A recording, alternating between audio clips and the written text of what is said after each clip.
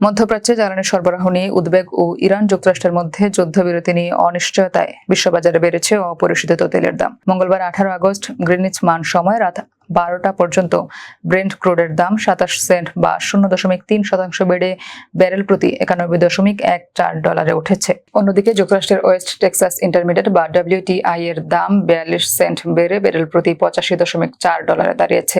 দিনের শুরুতে এর দাম 1% বেশি বেড়ে $85.37 উঠেছিল। ইরান ও যুক্তরাষ্ট্রের মধ্যে যুদ্ধবিরতির মেয়াদ বাড়ানোর সম্ভাবনা ক্রমেই কমে আসায় মধ্যপ্রাচ্য নতুন করে উত্তেজনা ছড়িয়ে পড়ার আশঙ্কা তৈরি হয়েছে। ইরান আরও আক্রমণাত্মক অবস্থান নেয়ার ঘোষণা দিয়েছে। অন্যদিকে ওয়াশিংটনও যুদ্ধবিরতির মেয়াদ বাড়ানোর সম্ভাবনা নাকচ করেছে। এতে দুই দেশের সংঘাত আবারও তীব্র হতে পারে বলে আশঙ্কা করছেন বাজার সংশ্লিষ্টরা। তাদের মতে সংঘাত বাড়লে মধ্যপ্রাচ্য থেকে তেল সরবরাহে বড় ধরনের বিঘ্ন ঘটতে পারে। আর সরবরাহে ব্যাঘাত হলে আন্তর্জাতিক বাজারে তেলের দাম আরও বেড়ে যাওয়ার আশঙ্কা রয়েছে।